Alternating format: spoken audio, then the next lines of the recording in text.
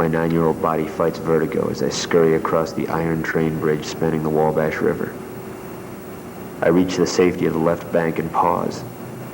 A sound can be heard, like a wet piece of pork being smacked with a steel rod, and grunts. Perhaps an animal caught in a trap now tries to gnaw its own leg off. I scan the river bottoms below, catch a movement. Sasquatch? Rather, it's the naked form of a woman on all fours. A man wearing only a white t-shirt rests on his knees and thrusts at her from behind, making her boobs smack against her arms. He has a mullet, the Kentucky waterfall sweaty, clinging to his neck. And she has beautiful platinum hair, crimped, which sways with each pump.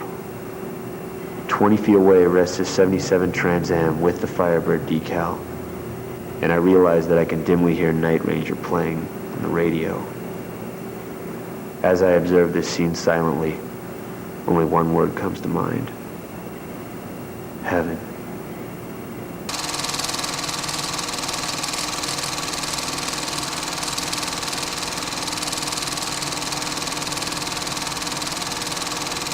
I was born beneath a blue sky inside a gray bus on a filthy mattress beside the empty keg that intoxicated my father into impregnating my mother, who died in labor.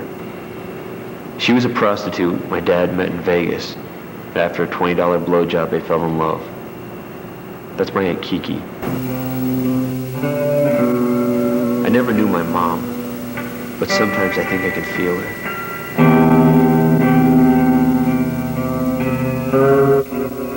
My father was crushed after her death.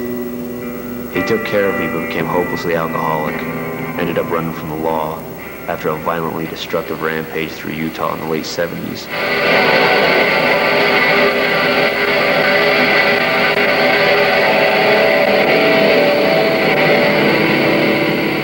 I'm not sure what became of him, but I think he was stabbed to death by a trucker at Gay Johnson's in Colorado. They say it was a lover's quarrel.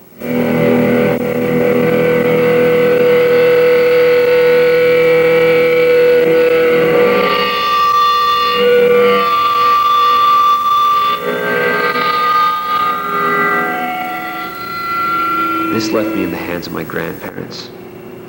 Grandma made me the best Chef Boyardee ravioli I've ever had, while Grandma taught elderly ladies and the mentally retarded how to dance.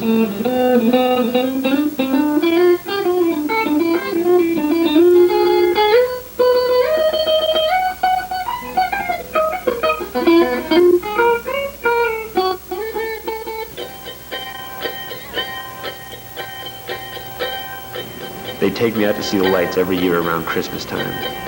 That is, until one day they weren't paying attention, and I was spirited away by a mother pit bull who raised me with her pups.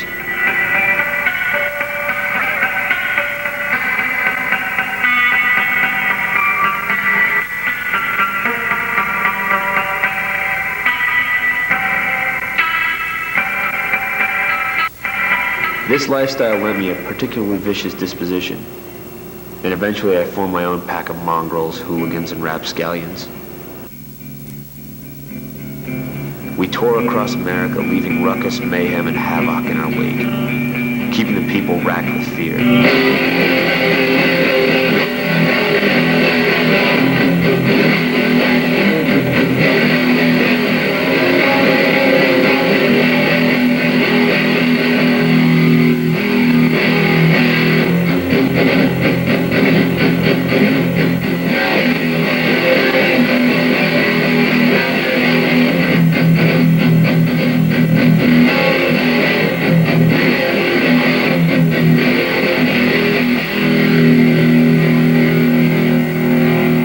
After years of such debacles, we finally retreated to the desert, out of the reach of the authorities.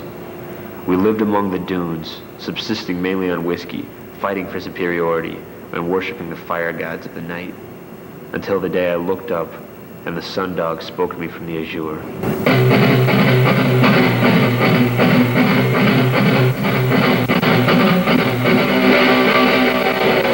I knew that fate waited below, so we stormed down into civilization once more, traveling day and night till we found ourselves in New Orleans, on the eve of the century.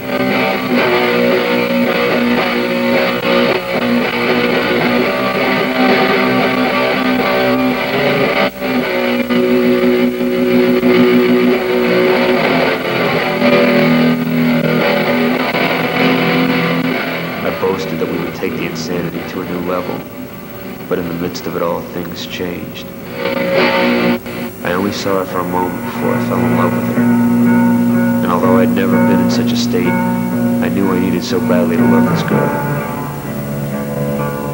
I'm terribly frightened of her, but I resolved to tell her first thing tomorrow.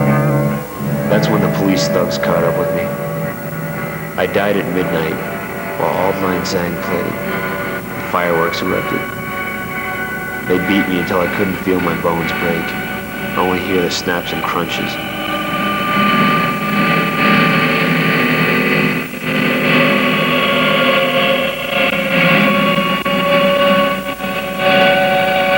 The night sky was beautiful.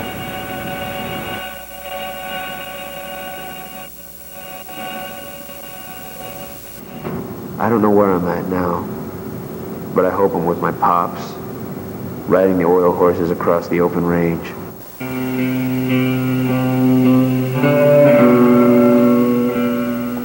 I often feel the clouds rush through me, and I like to believe that I'm causing it.